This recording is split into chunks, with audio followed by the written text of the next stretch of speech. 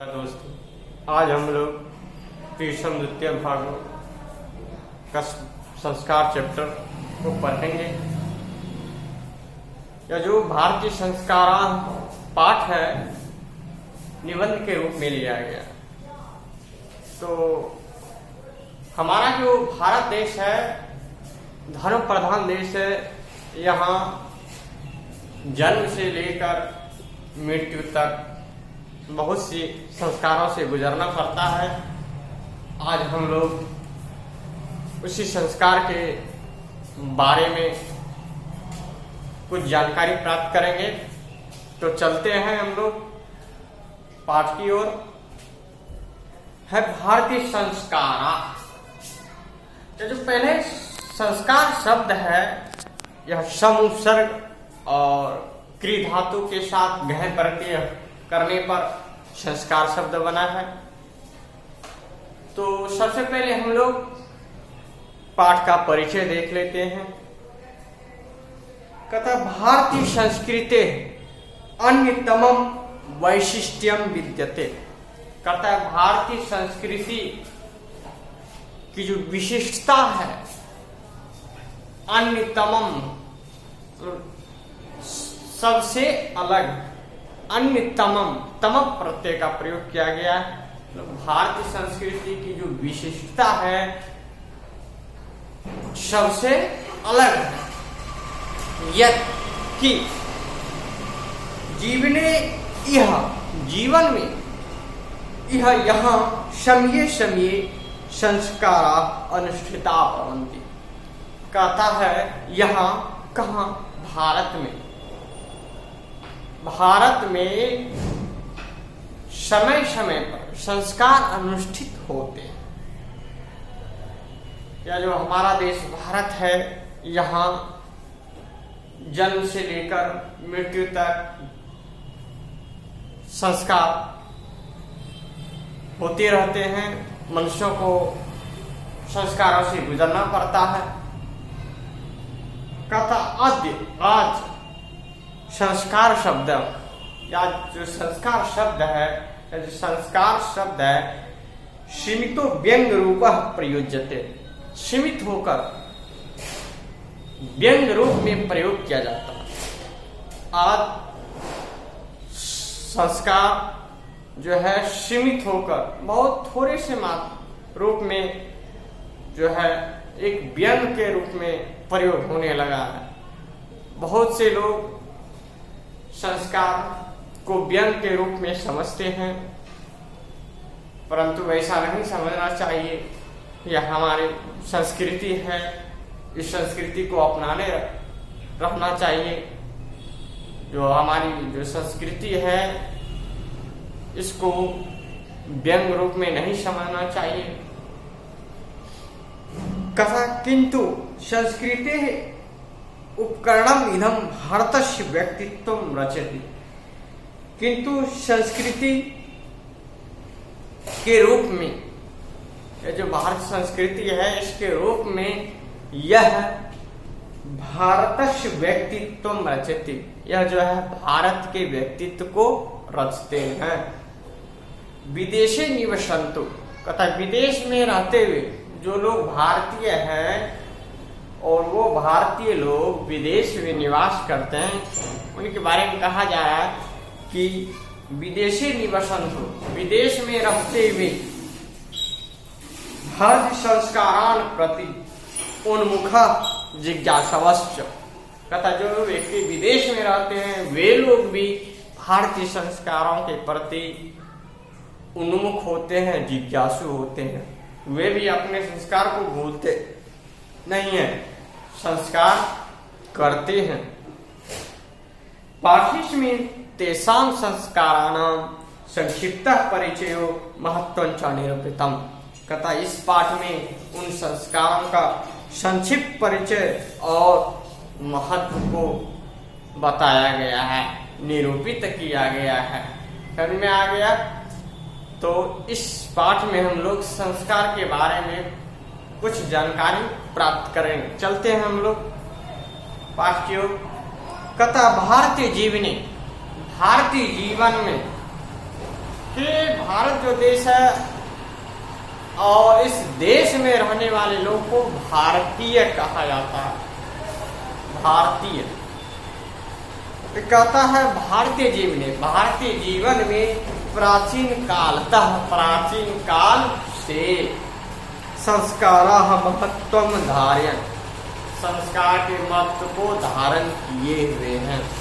कहता भारतीय जीवन में प्राचीन काल से संस्कार के महत्व को धारण किए हुए। तो समझ गया। कहता भारतीय जीवन में प्राचीन काल से संस्कार के महत्वम धारयन्, संस्कार के महत्व को धारण किए हुए। कहता प्राचीन संस्कृते अभिज्ञानम, कहता प्राचीन संस्कृति की अभिज्ञानम मतलब होता है पहचान। जो कहता प्राचीन संस्कृति की पहचान संस्कारे भी हो जायते।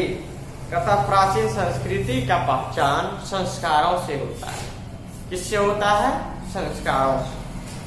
अत्र ऋषि नाम कल्पनासी, कहता यहाँ ऋषियों की कल्पना थी यानी सोच थी, यत्कि जीवनस्य सर्वेषु मुख्यावसरेषु वेद मंत्राणां पाठ, वरिष्ठानां आशीर्वादः, होम, परिवार सदस्यानां सम्मेलनं च भवेत्।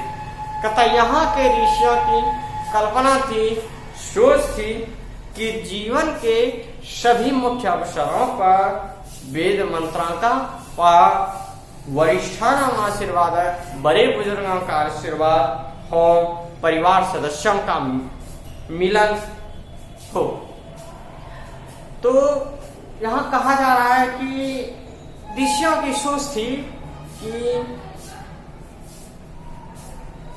वेद मंत्रों का पाठ होना चाहिए, वरिष्ठों का आशीर्वाद होना चाहिए, होम होना चाहिए और परिवार सदस्यों का मिलन होना चाहिए। ये सब चीजें कब संभव है?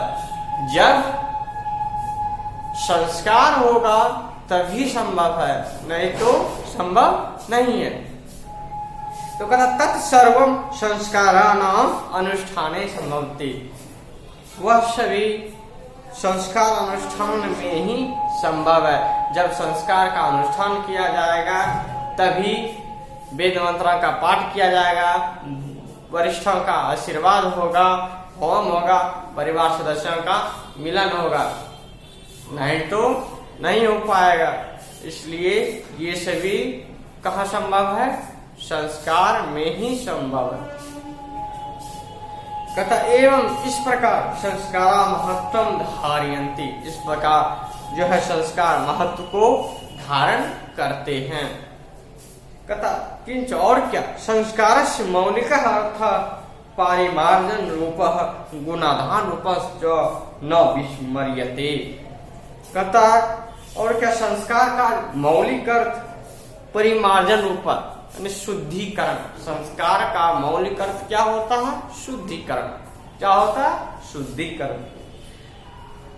गुणाधान रूपश्च न विस्मर्यते, और गुणों को ग्रहण करना, न विस्मर्यते, न भूला जा सके। संस्कार का मौलिक अर्थ शुद्धिकरण और गुणों को ग्रहण करना, ये सब चीजों को ना भुलाया जा सके। अतः संस्कार, इस प्रकार संस्कार जो है मानव के क्रमशः परिमार्जने दोषात् नयने गुणाधाने च योगदानं कुर्वन्ति। तथा इस प्रकार संस्कार मानव के क्रमशः परिमार्जन, शुद्धिकरण, दोष को दूर करने अर्थात उसका निवारण करने और गुण को ग्रहण करने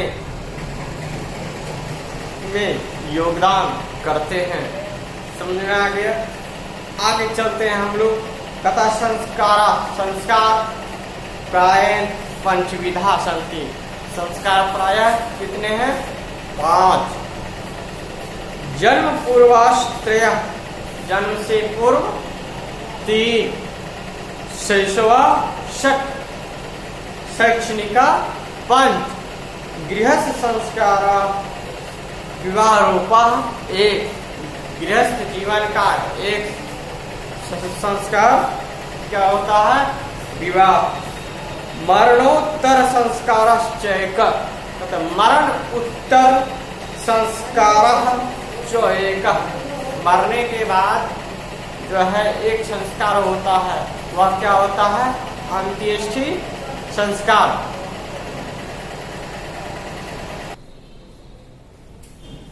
तो संस्कार प्राय कितने प्रकार के होते हैं? 5, जन्म से 3, शैशव अवस्था में 6 और शिक्षा अवस्था में 5 और गृहस्थ जीवन का एक संस्कार है, वह विवाह संस्कार है, और मरने के बाद एक संस्कार होता है, वह अंत्येष्टि संस्कार होता है। अब हम एवं किस प्रकार संस्कार षोडश भवन्ति, इस प्रकार संस्कार कितने होते हैं? 16 होते हैं। तो कुल संस्कारों की संख्या कितनी है? 16। समझ में आ गया? अब कहा जन्म से पूर्व संस्कारों में गर्भाधानम, पुंसवनम, सीमंतोन्नयनम च इति त्रयो भवन्ति। कहते हैं अब जन्म से पूर्व 3 संस्कार होते हैं। कौन कौन? गर्भाधान, पुंसवन और सीमंतोन्नयन। ये 3 संस्कार हैं जो जन्म से पूर्व अनुष्ठित किए जाते हैं। पूछा जाता है परीक्षा में, इसको ध्यान में रखिएगा। जन्म से पूर्व 3 संस्कार होते हैं, और कौन कौन से होते हैं? गर्भाधान, पुंसवन और सीमंतोन्नयन, ये 3 संस्कार होते हैं। कहता अत्र गर्भ रक्षा गर्भस्थ संस्कारोपनम गर्भवत्याश्च प्रसन्नता च इति प्रयोजनम कल्पितम अस्ति। कहता यहाँ गर्भ रक्षा, गर्भस्थ शिशु का संस्कार रोपण, गर्भवत्याश्च प्रसन्नता च इति प्रयोजनम कल्पितम अस्ति। कहता और गर्भवती स्त्री को प्रसन्न रखने का प्रयोजन है। कहाँ? जन्म से पूर्व संस्कारों में। अब कहता है शैशव संस्कारेषु, शैशव संस्कारेषु जातकर्म, नामकरणम, निष्क्रमणम, अन्नप्राशनम, चूड़ाकर्म, कर्मवेदश्च इति कर्मसु भवन्ति। कहता है और शैशव अवस्था में जो संस्कार होते हैं उनमें से जातकर्म, नामकरण, निष्क्रमणम, अन्नप्राशनम, चूड़ाकर्म, कर्णवेद इत्यादि होते हैं। तो हम लोग सबके बारे में अभी डिटेल से पढ़ेंगे थोड़ा बहुत। कहता है गर्भाधान संस्कार, यह जो संस्कार है क्यों किया जाता है? यह संस्कार मनचाही संतान की प्राप्ति के लिए किया जाता है। अब है पुंसवनम। क्या है? पुंसवनम संस्कार। यह जो संस्कार है स्वस्थ गुणवान संतान की प्राप्ति के लिए किया जाता है। और तीसरा है सीमंतोन्नयन। यह जो संस्कार है, यह संस्कार जब शिशु गर्भ में रहता है, तो जब 4 महीने हो जाता है, 6 महीने, उस टाइम शिशु कुछ समझने लायक हो जाता है, तो उस समय संस्कार किया जाता है, पुंसवन संस्कार किया जाता है।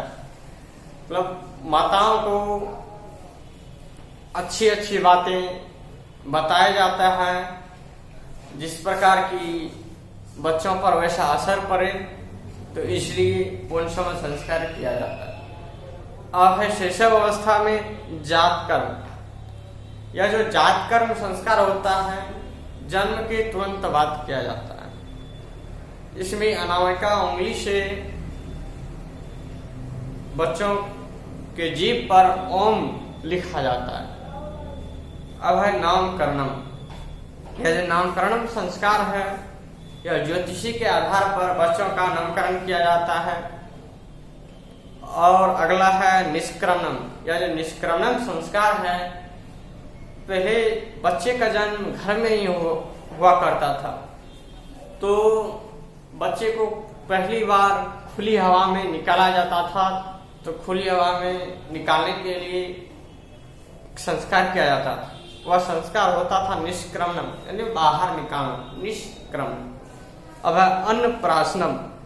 जब बच्चा 6-7 महीने का हो जाता है, यानी दांत निकलने लगता है, तो उस समय बच्चों को अन्न जब दिया जाता है तो उस टाइम बच्चों को चांदी के चम्मच से खीर खिलाया जाता है। तो उस समय यह संस्कार किया जाता है। अब है चूड़ाकरण। तो बच्चों का मुंडन किया जाता है पहली बार घर में, जिससे बच्चे का मस्तिष्क का विकास हो, इसलिए। अब कर्णवेद। यह जो कर्णवेद है, बच्चों कान छिदवाया जाता है। तो ये 6 संस्कार हैं। इन 6 संस्कार के बारे में हम लोग पढ़ लिए और शेष बचा हम लोग अगले भाग में देखेंगे।